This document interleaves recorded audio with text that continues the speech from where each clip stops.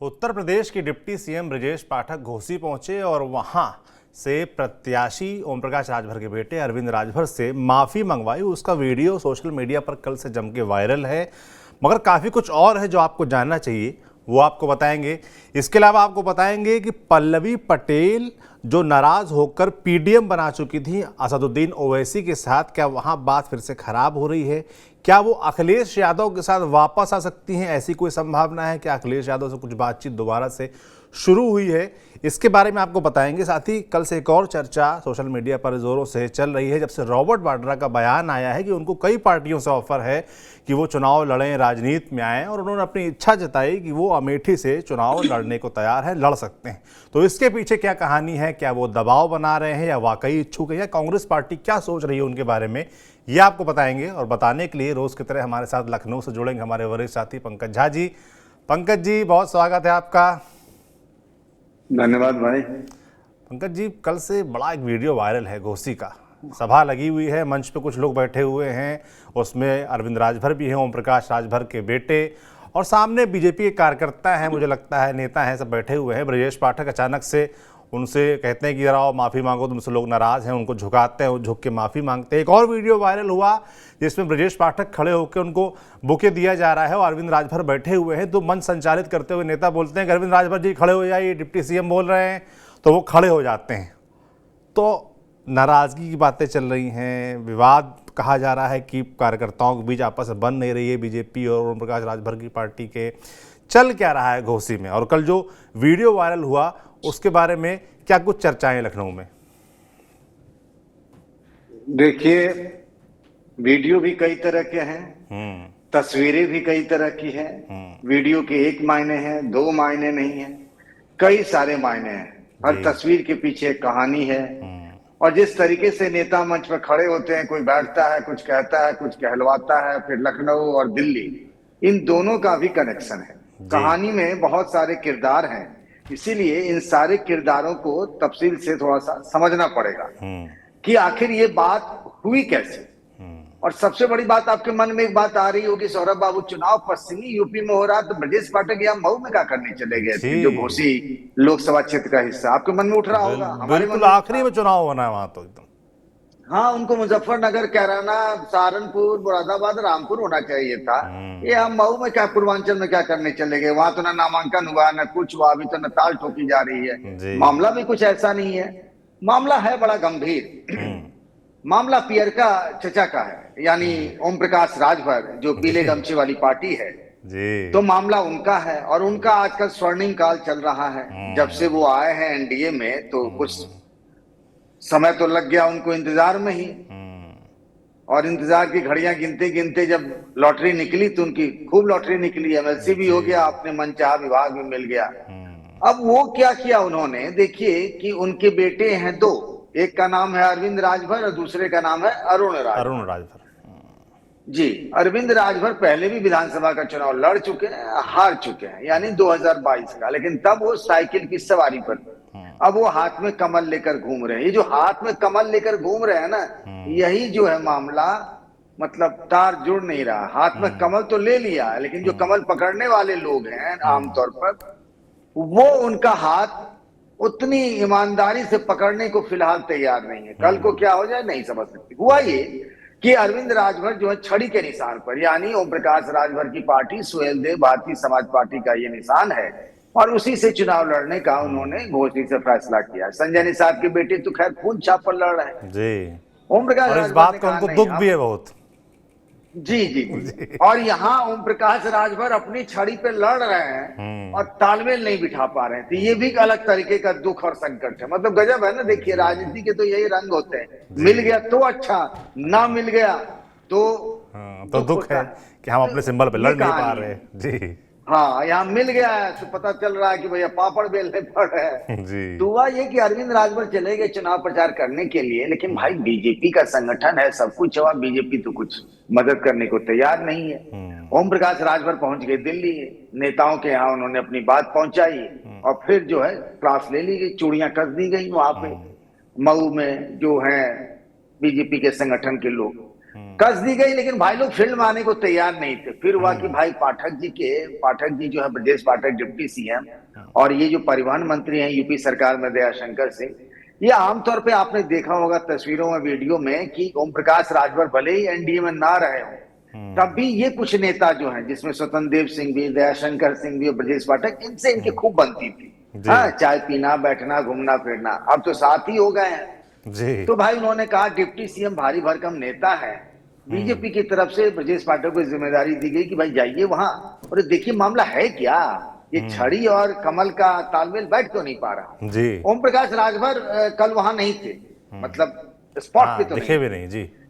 हाँ, तो एक एसएल प्लाजा करके एक मैरिज लॉन है, वहीं पर एक कार्यक्रम रखा गया था कि बीजेपी और छड़ी वाले सब मिलेंगे।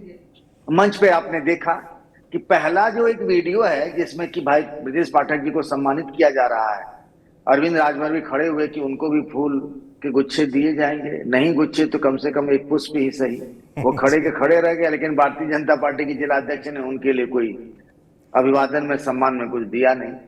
दिलों में दूरियां हैं, हाथ से हाथ तो मिल रहे हैं, दिल से दिल नहीं मिल पा रहे जी। और ये संकट है। ओम प्रकाश राजभर भी इस बात को जानते हैं, लेकिन दोनों ही पार्टियों को ये भरोसा है कि समय रहते ठीक हो जाएगा। अब रही बात वो वीडियो, देखिए हुआ ये था कि 2022 के विधानसभा चुनाव में जब ओम प्रकाश राजभर अखिलेश यादव के साथ हुआ करते थे, उनके बस के अंदर, बस के छत के ऊपर, सब जगह वही घुमा करते थे जी। तब उन्होंने बहुत कुछ कहा था बीजेपी वालों को। हालांकि ओम प्रकाश राजभर को इसमें थोड़ा भी वो नहीं हो, कहते कि भाई जब जैसी राजनीति होती है वैसे बयान होता है, इसमें कौन सी आचरण की बात है, बात है भी सच भाई। जी। तब उन्होंने बहुत कुछ कहा था, भाई बीजेपी कार्यकर्ताओं को कैसे पीटना है, कैसे ठोकना है और किस चीज से पीटना है, छोड़िए मैं उन सब बातों में नहीं जाना चाहता, लेकिन ये बात बीजेपी के लोग भूल नहीं पा रहे हैं। और कुछ लोग ऐसे हैं कि उनको भूलने भी नहीं दे रहे हैं, वो बीजेपी के अंदर भी हैं, तो ऐसे लोग भी हैं भूलने नहीं दे रहे हैं। तो कल ये हुआ कि भाई अरविंद राजभर उम्र में भी बहुत छोटे हैं ब्रजेश पाठक जी से, तो उन्होंने कहा भाई देखो गलती सलती भी है और आप माफी मांग लो, क्षमा से बड़ा तो कोई उपाय नहीं है। तो वो जो झुक के प्रणाम कर रहे थे तो उन्होंने कहा और झुको, एक सीढ़ी और ऊपर चढ़ा दी कि तुमको ठीक से देखेंगे। वही प्रत्याशी भी हैं। अब ये जो हुआ, तो आप एक कहानी सुन रहे हैं ना, आजकल देखते हैं गौतम गंभीर चुनाव नहीं लड़ रहे हैं, तो उन्होंने कहा कि भाई मैं अब कुछ और सोच रहा हूं। ऐसे ही जनरल वीके सिंह साहब को चुनाव नहीं लड़ना तो मेरा बहुत हो गया है। तो कहा जा रहा है कि बीजेपी में अनुशासन की पराकाष्ठा है, मतलब टिकट कट जाता है, कोई विरोध नहीं भैया, मैं खुद ही अपना टिकट दे रहा हूं, हमको नहीं लड़ना भैया। हमारे कानपुर के सांसद ने भी ये किया, सत्यदेव पचौरी ने। हाँ, सत्यदेव पचौरी जी ने भी ये किया, उन्होंने भी चिट्ठी लिख दी। अब सब मन की पीड़ा तो सब जानते हैं, बाद में बताते भी कि चिट्ठी क्यों लिखी, लेकिन चलिए ठीक है वो बात की बात है। अब वो अखिलेश यादव ने सोशल मीडिया में लिखा कि वो जो अनुशासन की पराकाष्ठा वाली पार्टी है ना, वो देखिए कैसा है, ये अभिमान की, अहंकार की पराकाष्ठा वाली। मतलब वो कह रहे हैं कि बीजेपी वाले देखो अपने सहयोगी दलों के साथ कैसा बर्ताव कर रहे हैं, मतलब कहीं न कहीं दूसरे के फटे में अखिलेश जी को मजा आने की एक तरीके से बात है। बढ़िया मुद्दा मिला उनको और मुद्दा बना भी दिया है विपक्ष ने इसको। जी, बड़ा वायरल हो रहा है कल से, मतलब हर तरफ चर्चा। मतलब सोचिए कि ओम प्रकाश राजभर जो किसी के बयानों की परवाह नहीं करते है, तो है घंटे से, हमारे सेहत पे कौन सी फर्क पड़ता है, बड़े दूसरे टाइप के पॉलिटिशियन है। और पार्टी उनकी पार्टी को बाकायदा इस पे सफाई देनी पड़ी कि भाई ये चीजें जो हुई थी वो क्या था, बीजेपी के लोग घर की बात है और हम मान सम्मान देने के लिए ऐसा किया गया। आमतौर पे ओम प्रकाश राजभर एक बार जो बोल दिया तो बोल दिया, उसके बाद कोई उसमें लीपा पोती नहीं होती है, लेकिन पहली बार ऐसा हुआ कि वो कर रहे हैं, विपक्ष को एक मौका मिल गया, विपक्ष इसको खूब घुमा फिरा रहा है। अब देखिए है क्या जी कि वहां पे घोसी में राजीव राय है समाजवादी पार्टी के उम्मीदवार। अब वहां भी है, कुछ लोग उनका काम लगाने में जुटे हुए हैं, आप भी जानते होंगे जी। एक वहां पे सहयोगी दल थी समाजवादी पार्टी के, राष्ट्रीय जनवादी पार्टी, संजय चौहान, वो पहले चंदौली से लोकसभा का चुनाव लड़ चुके हैं जी। अब वो चाहते थे कि कम से कम उनको दे दिया जाए टिकट, राजीव राय को मिल गया तो मुंह फुला के चले गए, गठबंधन तोड़ के चले गए। अब उनका फिर से मन कुलाचे मार रहा है कि अखिलेश भैया कम से कम मेरी बात सुन लीजिए, जो हुआ सो हुआ है, हमको फिर लड़ा दीजिए, हम लड़ लेंगे बहुत अच्छा। दूसरी बात क्या हुआ, एक फोटो वायरल हो रही है, एक और आपके संज्ञान में होगा, बालकृष्ण चौहान है, कल्पनाथ राय का जब निधन हो गया, जो उस इलाके के सबसे बड़े नेता थे, तो जब उपचुनाव हुआ तो बालकृष्ण चौहान वहां से चुनाव जीते, कांग्रेस में थे। एक बार के सांसद हैं, उन्होंने कांग्रेस पार्टी से इस्तीफा दे दिया और उनकी फोटो वायरल हो रही जो उन्होंने खुद डाला है। वो बीएसपी ऑफिस के बाहर गेट के पास खड़े हैं, शाम का वक्त है, जी। 2-3 नेता और उनके साथ हैं। बालकृष्ण चौहान जो है वो बीएसपी से टिकट लेना चाहते हैं। वहां से एक और है, अरशद भाई हैं, वो मऊ में जिला परिषद के अध्यक्ष भी रहे हैं। जी। वो चाहते हैं कि वो चुनाव लड़े, लेकिन यहाँ कहा जा रहा है कि बहन जी का आशीर्वाद शायद बालकृष्ण चौहान जी को मिल गया। अब है क्या, कहा जा रहा है, मतलब एक तरफ तो राजीव राय हो गए, एक तरफ अरविंद राजभर हो गए, और अब बीएसपी से भी टिकट किसी को मिला नहीं है। चर्चा है बालकृष्ण चौहान की। चर्चा तो लोग ये भी कहते हैं कि कहीं ना कहीं राजीव राय का भी कनेक्शन होगा इनसे। मतलब ये कहने वाले कह रहे हैं, मैं दावे के साथ नहीं कह सकता हूँ, कई बार होता भी है ये सब सारी चीजें, सामने में कौन लड़े भी, वोट का बंटवारा हो जाए, वो सब सारी चीजें। अब राजीव राय जो है भूमियार बिरादरी के हैं, और पिछली बार उस सीट पे कौन जीता था, नाम उनका अतुल सिंह है, पर वो भूमियार बिरादरी के हैं। बसपा से चुनाव लड़े थे, सपा बसपा आरएलडी का। तो एक तरीके से भूमियार बिरादरी को लगता है कि वो सीट हमारी है। अब वहां पे ओम प्रकाश राजभर के बेटे अरविंद राजभर आ गए हैं। तो आप यकीन मानिए सौरभ जी कि आने वाले समय में, अभी तो वहां चुनाव में मतदान में देरी है, बहुत तरह की कहानियां वहां से मिलेंगी जी। नाम भले और चेहरा अरविंद राजभर का हो, लेकिन पीछे बहुत सारे खेल चल रहे हैं, बीजेपी के अंदर भी, बीजेपी के बाहर भी, समाजवादी पार्टी के अंदर भी, समाजवादी पार्टी के बाहर भी, बसपा में भी कई दावेदार हैं वहां पे। तो तीनों पार्टियों में अजब गजब खेल चल रहा है इस वक्त, ये घोसी लोकसभा सीट जो है उसको लेकर। बिल्कुल अजब गजब खेल तो लगातार पंकज जी हम दो नेताओं के बीच में देख रहे थे, पल्लवी पटेल और अखिलेश यादव के बीच। अखिलेश यादव के बारे में पल्लवी पटेल ने काफ़ी कुछ कहा, सीटें मांगी 3, अपना ऐलान कर दिया। अखिलेश यादव ने शाम को खुद ऐलान कर दिया और वो दूर हो गई, पीडीएम बना लिया, ओवैसी के साथ आ गई। मगर ओवैसी साहब तो आए, यहाँ प्रेस कॉन्फ्रेंस की, बैठक की और वापस लौट गए। कुछ डील तो फाइनल हुई नहीं कि कौन कहाँ लड़ेगा, कैसे लड़ेगा, क्या रूपरेखा होगी। अब ऐसे में बताया जा रहा है कि बेचैन हो रही पल्लवी पटेल और उनको लग रहा है कि वापस अखिलेश यादव के साथ चले जाएं तो ही ठीक रहे। क्या कुछ ऐसा है, क्या कुछ बातचीत स्थापित हुई है अखिलेश यादव और पल्लवी पटेल के बीच, या वापसी हो सकती है पल्लवी पटेल की?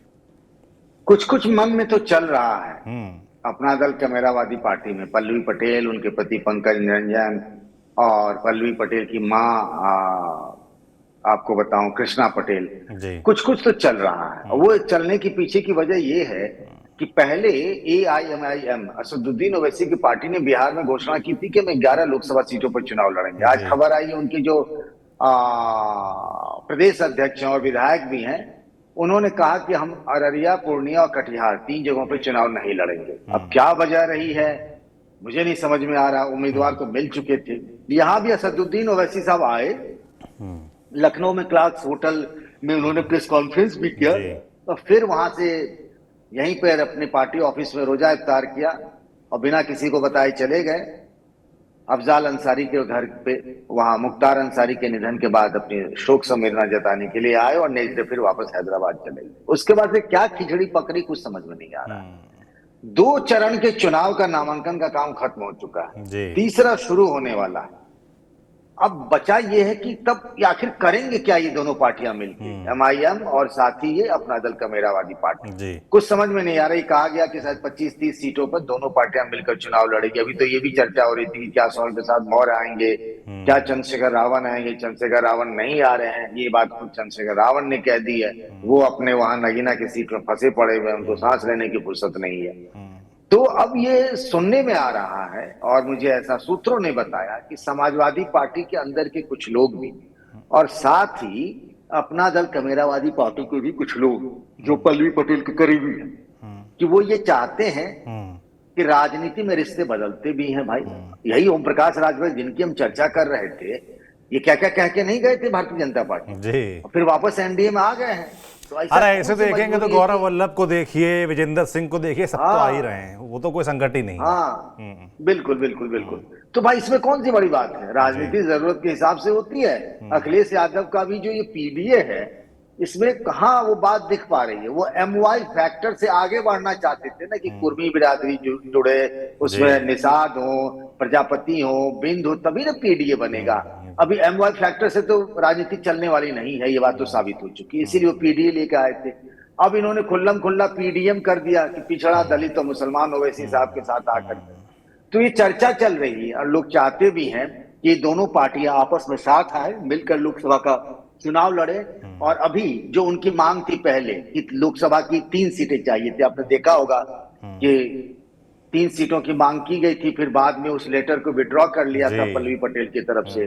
तो ये हो रहा है कि एक तो सीट है मिर्जापुर, जहां से अनुप्रिया पटेल एनडीए के सहयोगी दल के तौर पर चुनाव लड़ेंगी। तो ये हो रहा है कि वहां से पल्लवी पटेल को लड़ा दिया जाए, वो समाजवादी पार्टी के सिंबल पर लड़ लें, और एक और ऐसी सीट हो जिसमें पल्लवी पटेल या उनकी पार्टी के जो भी लोग चाहें वो लड़ लें, और वो समाजवादी पार्टी के माफ करेगा, वो अपना दल के जो कमेरावादी पार्टी का जो सिंबल है लिफाफा, उस पे लड़ लें और 2 सीटों पर बात हो जाए। ऐसे प्रस्ताव को लेकर आपस में बातचीत की शुरू होने की बात कही जा रही है। हालांकि अखिलेश यादव और पल्लवी पटेल के बीच कोई बातचीत नहीं हुई, ना पल्लवी पटेल के पति पंकज निरंजन या समाजवादी पार्टी के सीनियर नेताओं की बातचीत हुई। लेकिन जो दोनों की तरफ से कुछ कॉमन नेता हैं, जो ऐसे भी नेता होते हैं ना सौरभ जी, जो सोनेलाल पटेल के करीबी रहे और वो अब क्या हो गए हैं, वो समाजवादी पार्टी के विधायक है, तो उनकी तो पल्लवी पटेल से भी बातचीत होती है। ऐसे कुछ विधायक हैं, जी हाँ बिल्कुल, रिश्ते होते हैं। वो लोग चाहते हैं कि भाई इस तरह का समझौता हो जाए और ये दोनों ही पार्टियों के हितों में रहेगा। अब पल्लवी पटेल भी कहां जाएंगे? देखिए, कांग्रेस की तरफ बातचीत हो रही थी, कांग्रेस अभी किसी भी सूरत में अखिलेश यादव को तो नाराज नहीं करेगी अगर दोनों के संबंध ठीक नहीं है। पल्लवी पटेल अखिलेश यादव की बात तो चैप्टर ऑलरेडी क्लोज हो चुका था, तभी तो असदुद्दीन ओवैसी के पास गई है। लेकिन असदुद्दीन ओवैसी का यूपी में बहुत कुछ है नहीं, पल्लवी पटेल को भी लंबा चलना है राजनीति में। एनडीए की तरफ उनकी गुंजाइश हो नहीं सकती क्योंकि पहले से उनकी बहन अनुप्रिया पटेल वहां है, तो रास्ता बचता कौन सा है? अखिलेश यादव का। अखिलेश यादव भी जानते हैं कि उनके सामाजिक विस्तार में पल्लवी पटेल के वोट बैंक का एक असर हो सकता है, वो जोड़ सकती है कुछ वोट, खासतौर से जिन बेल्ट में कुर्मी वोटरों का दबदबा है। जी दोनों तरफ से फील गुड की माहौल तो बन रहा है, पर आइस ब्रेक तो करेगा कौन? पल्लवी पटेल और अखिलेश यादव को ही करना होगा। और इन्हीं दोनों के बीच में हॉट टॉक भी हुई थी, बात से बात बिगड़ गई थी। ये जो राज्यसभा का चुनाव था उसके बाद जिस तरीके से चीजें आई और फिर बाद में तो क्या क्या नहीं हुआ, आपने देखा सुना होगा। तो राजनीति में किसी संभावना को खारिज नहीं किया जाना चाहिए।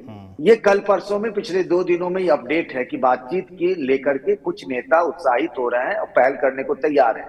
कल को क्या होगा हम नहीं कह सकते, लेकिन इस तरीके की संभावनाएं दोनों दलों की तरफ से दिखाई पड़ रही है। तो कल को अगर साथ हो भी जाए कोई अचरज नहीं, और बात ना बने बिगड़ ही जाए तो भी एक वो बात है कि वो भी एक सूरत है। बिल्कुल, और वैसे भी राजनीति में संभावनाओं से कभी इनकार किया जा नहीं सकता। और टिकट तो आजकल जैसे बदल रहे हैं, तो थोड़ा अगर पार्टनर भी बदल जाएंगे तो कोई बहुत दिक्कत वाली बात है नहीं, लोग एक्सेप्ट कर ही ले जाएंगे। पंकज जी, एक और टिकट कटा था बीजेपी, कुछ आप बोलना चाह रहे थे, जोड़ना चाह रहे थे? नहीं आप बिल्कुल सही। एक और टिकट कटा था भारतीय जनता पार्टी की तरफ से बदायूं में संघमित्रा मौर्य का, और उसके बाद हमने देखा कि वो प्रचार भी कर रही थी बीजेपी प्रत्याशी का, मंच पे भी नजर आई, मंच पे उनका रोते हुए वीडियो भी एक वायरल हुआ। हालांकि उसके बाद वो सफाई दे रही थी कि नहीं रो, तो वो एक रामचरितमानस की चौपाई को सुनकर दी थी। और उसके बाद से एक चर्चा ये भी है कि जिस तरीके से उन्होंने अनुशासन दिखाया है और पार्टी के खिलाफ विद्रोह नहीं किया, या अपने पिताजी के साथ नहीं गई, या अखिलेश यादव से उनकी कुछ बातचीत तय नहीं हुई, तो चर्चा ये भी है कि बीजेपी उनको जो बची हुई कुछ सीटें हैं, जो 12 सीटों का ऐलान होना बाकी है, उसमें से कहीं एडजस्ट कर सकती है। और कहा यह भी जा रहा है कि वो सीट मैनपुरी हो सकती है। क्या इस चर्चा में कुछ दम है? देखिए, बात चर्चा शुरू हुई है और ये बहुत रिसेंट फेनोमेनन है क्या कि आप देखिए जरा संघमित्रा मौर्य की बॉडी लैंग्वेज को और उनके कार्य करने के तरीके को, कहीं से भी उनके चेहरे हाव भाव या बयानों से ऐसा नहीं लगता है कि टिकट कट जाने के बाद से उनके मन में कोई कड़वाहट है, इलविल है। पार्टी उनके लिए आज ही मां समान है, ऐसा वो फील दे रहे हैं मन के अंदर, चाहे जो भी हो जी। वो जो वहां से प्रत्याशी हैं दुर्विजय सिंह शाह, जिनको संघमित्रा के बदले बदायूं से बीजेपी ने टिकट दिया, उनके साथ कदम से कदम मिलाकर वोट मांग रहे हैं, जनसंपर्क कर रहे हैं। ऐसा आपको अभी हाल फिलहाल में ऐसे वीडियो दिखा नहीं होगा कि टिकट कट गया हो और जिसको उम्मीदवार बनाया गया हो उसके लिए वो इतना तेजी से चुनाव प्रचार कर रहा है। तो हैट्स ऑफ टू हर, जिस तरीके से वो भावुक हुई। हालांकि जो उन्होंने बात कही प्रसंग सुनाया वो हमें भी नहीं गले उतरा है, ना आपको भी उतरा होगा, जिन लोगों ने देखा है उनको भी नहीं उतरा है। अब लेकिन वो कह रही है जिस बहादुरी से कि रामायण के प्रसंग को देखकर आंखें नम हो गई। ऐसा कौन सा नया प्रसंग आया? राम कथा तो घर घर में गाई जाती है, सुनाई जाती है, वही प्रसंग सब है, हम लोग जो सुनते रहे। खैर वो अलग मसला। तो ये हुआ कि उन्होंने बड़ा ब्रेव फ्रंट दिखाया है, और एक जो सोल्जर होता है, अनुशासित सिपाही बीजेपी का, उसकी तरह उनका बिहेव रहा संघमित्रा मौर्य का। उनके पिता स्वामी प्रसाद मौर्य भी उनके बारे में आजकल कुछ प्रतिकूल टिप्पणियां कर रहे हैं, इसके बावजूद भी उन्होंने अपना मुंह नहीं खोला। तो एक पुत्री का भी धर्म निभा रही है, मतलब सब कुछ ठीक चल रहा है उनका हर फ्रंट पे। अब रही बात डिंपल यादव मैनपुरी से, देखिए बीजेपी एक एक सीट को ना हल्के में नहीं लेने दे रही, लड़ेंगे भिड़ेंगे और जीतेंगे। मिशन 80 है भाई साहब, मतलब सहयोगी दलों को मिला दिया जाए। अब उसके पीछे अगर आप रिकॉर्ड पे जाएं तो एक दौर था जब समाजवादी पार्टी का जो भी उम्मीदवार होता था मैनपुरी से, वो 3 लाख, 3.5 लाख, 4 लाख वोटों के अंतर से जीतता था। लेकिन 2019 का चुनाव याद करिए, और जब सपा बसपा आरएलडी का गठबंधन था, और मैं उस मंच के सामने था जब डिंपल यादव ने 2019 के लोकसभा चुनाव में बहन जी के पांव छूकर आशीर्वाद लिए थे। उस मंच पर मायावती के सबसे कट्टर विरोधी मुलायम सिंह यादव उस मंच पर बैठे हुए थे। बड़े पंकज जी उस वक्त उसी रैली में शामिल था, मतलब मैं भी पत्रकार जी, मतलब ये हम लोग के मतलब जीवन भर में अगर कुछ दुर्लभ था एकदम। माइलस्टोन जो इमेजेज हो सकते हैं उसमें से एक इमेज है जो मैं कभी जीवन में भूल नहीं सकता। बिल्कुल, तो वो एक इमेज था। उस मैनपुरी में भी वोटों का अंतर घटकर 1 लाख के करीब हो गया था मुलायम सिंह यादव की जीत का। जी। तो बीजेपी को लगा कि ऐसा नहीं है कि हम यहां जीत नहीं सकते, मेहनत करेंगे तो हम जीत सकते हैं, कुछ भी ऐसा इनविंसिबल टाइप का नहीं है मामला। फिर बाइपोल आ गया नेताजी यानी मुलायम सिंह यादव के मरने के बाद जब डिंपल चुनाव लड़ी तो सहानुभूति वोट था। रघुराज सिंह साख यहां से उम्मीदवार थे बीजेपी की तरफ से, और भारी मतों से जीत गए डिंपल। लेकिन अब एक नॉर्मल इलेक्शन है, आम चुनाव। बीजेपी को लगता है कि अगर हमने उम्मीदवार अच्छा दे दिया तो जो काम कन्नौज में हो गया, या फिर रामपुर के बाई इलेक्शन में हो गया, या फिर आजमगढ़ के बाई इलेक्शन में हो गया, तो फिर ये मैनपुरी क्यों नहीं हो सकता भाई? जब हम 1 लाख के डिफरेंस पे ला दिए थे, याद करिए अमेठी की बात कर रहे हैं राहुल गांधी के, 2014 में क्या था डिफरेंस? 1 लाख वोट का था राहुल गांधी जब जीते थे। और फिर जब 2019 का आया तो स्मृति ईरानी 55,000 वोट से जीत गई थी। तो यहां भी तो खेल हो सकता है। अब एक मजबूत उम्मीदवार चाहिए, तो उसमें एक चर्चा है कि पर्यटन मंत्री जयवीर सिंह थे जो ठाकुर बिरादरी के हैं, तो ये थोड़ी सी हिचक दिखा रहे हैं जयवीर सिंह। तो ये हुआ कि उस लोकसभा क्षेत्र में यादव हैं, उसके अलावा मौर्य हैं, शाक्य हैं, लोध हैं, वैश्य समुदाय के हैं, ब्राह्मण भी हैं, मतलब मुस्लिम बहुत ज्यादा नहीं है। समाजवादी पार्टी के पास अगर सबसे बड़ा वोट बैंक है वहां पे तो वो है उनका यादव वोट बैंक। उसके अलावा मुलायम सिंह यादव ने जो सालों साल अपने व्यक्तिगत रिश्ते बनाए जाति के बंधन को तोड़कर, ब्राह्मण, ठाकुर, वैश्य, मौर्य, शाक्य, कुशवाहा, सैनी जो भी है उनकी वजह से थे। तो अब बदलते वक्त तो हरारत में बीजेपी की तरफ जा सकते हैं। तो ये हुआ कि संघमित्रा मौर्य जिस तरीके से बोलती हैं, कहते हैं ना फाइटिंग स्पिरिट, ओ अच्छा बोलने वाली लड़ाका टाइप की इमेज, तो डिंपल को वो काउंटर कर सकती। ये बीजेपी के एक बड़े नेता ने, ऐसे 2 नेताओं ने, रादर हम 2 नेताओं ने ये बात हमें कही। अब ये मामला कितना सीरियस है और केंद्रीय नेतृत्व उस पर क्या फैसला करता है ये हमारे आपके मतलब हम नहीं जानते, हमें नहीं पता इस बात का। लेकिन बीजेपी के नेताओं में चर्चा है। और रही बात टिकट कटने की, तो आपने देखा कि दिल्ली में जो एक ही मनोज तिवारी का रिपीट हुआ, 6 जो कटे उसमें हंसराज हंस थे ना भाई, लेकिन पंजाब में उनको टिकट मिल गया ना, तो एक जगह से कटा दूसरी जगह से मिला। तो अगर बदायूं से कट सकता है तो मैनपुरी से मिल भी तो सकता है। तो उन दोनों नेताओं से मैंने, हमारे मन में जो शंकाएं थी, मैंने उन नेताओं से पूछा कि भाई कैसे हो सकता है संघमित्रा मौर्य का, तो उन्होंने सारी बातें बताई कि अगर देना है और जिताना है तो एक जिताऊ उम्मीदवार के तौर पर संघमित्रा मौर्य हो सकती है। अब पार्टी क्या फैसला करती है, अभी तो सीट होल्ड पर है भाई। तो संघमित्रा मौर्य की चर्चा शुरू हो गई है, डिंपल वर्सेस संघमित्रा मौर्य। अगर ऐसा होता है तो इंटरेस्टिंग तो होगा, बिल्कुल इंटरेस्टिंग हो जाएगी सीट कवरेज के लिहाज से हमारे आपके लिए। बाकी जो ऐलान होगा वो सामने आएगा, पता चलेगा कि संघमित्रा मौर्य वर्सेस डिंपल यादव होना है कि नहीं। एक और सीट है अमेठी और दूसरी सीट है रायबरेली, इन दो की चर्चा में लगातार रहती है। और चर्चा अमेठी की कल खासतौर पर और बढ़ गई जब रॉबर्ट वाड्रा का बयान आया कि उनको कई पार्टियों से ऑफर है, लोग चाहते हैं कि वो राजनीति में आए, वो सोशल वर्क करते भी रहते हैं और वो चाहते हैं कि उनको अमेठी से चुनाव लड़ाया जाए, वो इच्छुक दिख रहे हैं।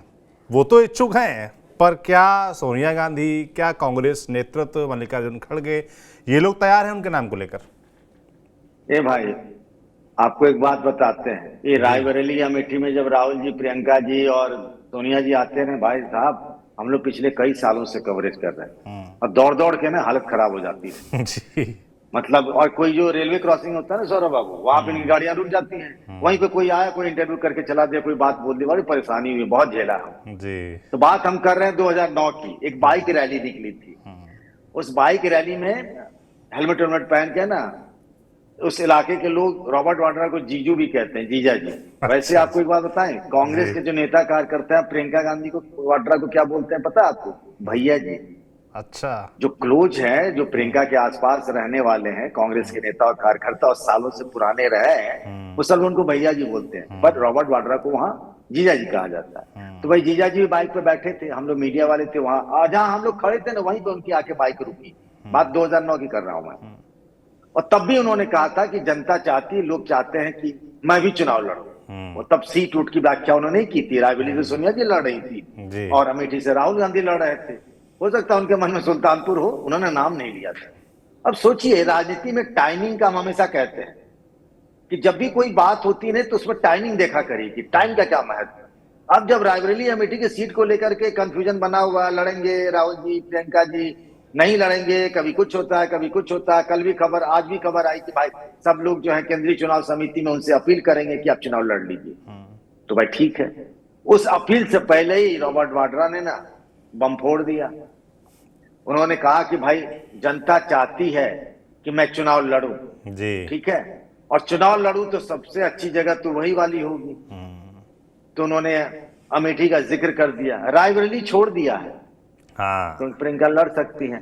उनको ये लग रहा है अगर टाइमिंग पे, उनके बयान पे, उनके हाव भाव पे जाए, और जो हमने अमेठी और रायबरेली के लोगों से बात की, पुराने कांग्रेसी नेताओं से, इसको डिकोड करने के लिए कि भाई देखिए, कोई सियासी जमीन खाली नहीं होती है। कांग्रेस का सालों साल गढ़ रहा है। अब स्मृति ईरानी वहां से सांसद हैं, फिर से चुनाव लड़ रही हैं, तो भाई कांग्रेस का तो कोई लड़ेगा। समाजवादी पार्टी ने तो गठबंधन में उस सीट छोड़ दी पहले से।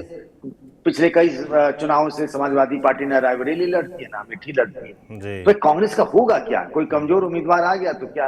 अब रॉबर्ट वाड्रा नाम तो एक बड़ा है, सबसे बड़ी बात क्या है, परिवार से तो वो आ जाएंगे। उनको लगता है हमको भी कोई सेट नहीं कर रहा है, चुनाव लड़ने की उनकी हार्दिक इच्छा रही है। और यूपी के ही है, घर उनका मुरादाबाद है, तो यूपी वाला नाम। आपने मुरादाबाद की जिक्र किया तो मुझे याद है कि 2019 लोकसभा चुनाव के वक्त भी उनका इस तरह कुछ बयान आया था, और मुरादाबाद से बड़ा नाम चल रहा था उनका।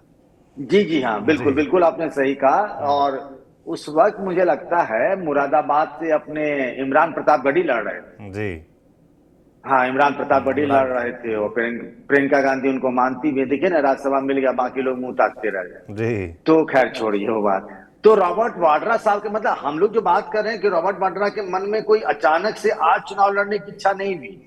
ये उनकी इच्छा मन में बहुत सालों से है, दबी हुई है। कभी कभी राख जो है ना वो शोला बन जाया करता है। तो कल वही राख जो है उनके अंदर दबा हुआ शोला बन गया कि भाई अमेठी से चुनाव लड़ना चाहिए। देखिए मामला पूरा का पूरा परिवार का, इसका पार्टी से कोई लेना देना नहीं। कौन सा मल्लिकार्जुन खड़गे जी को तय करना है कौन चुनाव लड़ेगा? परिवार के लोग बैठेंगे। लेकिन मैं इतना जानता हूं कि अगर रॉबर्ट वाड्रा ने चुनाव लड़ने की ठानी और परिवार ने सहमति दी, तो भाई साहब स्मृति ईरानी और बीजेपी वाले जो करने वाले आने वाले दिनों में परिवारवाद करना पे, वो बहुत बड़ी लंका लगाएगी। तो तय है, पूरे तैयारी से बैठे हैं। कल ही देखिए ना कैसी तैयारी हो गई। मतलब स्मृति ईरानी वायनाड से खदेड़ते हुए चलेंगे राहुल गांधी को। तो अगर रॉबर्ट वाड्रा आते हैं राजनीति में तो फिर बीजेपी को तो मौका मिलेगा। ये बात मुझे लगता है कांग्रेस पार्टी और परिवार के लोग भी समझते होंगे, जानते होंगे। लेकिन रॉबर्ट के मन में ये बात है कि भाई अमेठी की सीट खाली क्यों रही? अगर राहुल गांधी नहीं चुनाव लड़ते हैं तो हम लड़ते हैं, हार जीत चाहे जो भी हो, कम से कम अमेठी तो कब्जे में आ जाएगा ना उनके। जी बिल्कुल। तो पंकज जी, देखना दिलचस्प होगा ये कि केंद्रीय नेतृत्व कांग्रेस का क्या तय करता है रॉबर्ट वाड्रा के नाम पर, या फिर ये महज एक दबाव बनाने का तरीका है। नेतृत्व नहीं, परिवार भाई। बिल्कुल भाई, नेतृत्व परिवार। जी हाँ सही कह रहे हैं। जी हाँ, बिल्कुल। तो पंकज जी बहुत बहुत धन्यवाद आपका तमाम जानकारियों के लिए। बाकी ये तो भविष्य में ही पता चलेगा कि संघमित्रा मौर्य का क्या होने वाला है, रॉबर्ट वाड्रा को क्या कांग्रेस पार्टी टिकट देगी, और उससे पहले जो हमने चर्चा की ब्रजेश पाठक के बारे में और पल्लवी पटेल क्या अखिलेश यादव के साथ वापस आ सकती है, सब चीज़ें दिलचस्प हैं, देखने वाली होंगी। पंकज जी बहुत धन्यवाद आपका हमारे साथ जुड़े। बाकी जनता तक हम ऐसी तमाम खबरें जो भी होंगी उत्तर प्रदेश की राजनीति से जुड़ी आप तक पहुंचाते रहेंगे। आप देखते रहिए TV9 डिजिटल। शुक्रिया।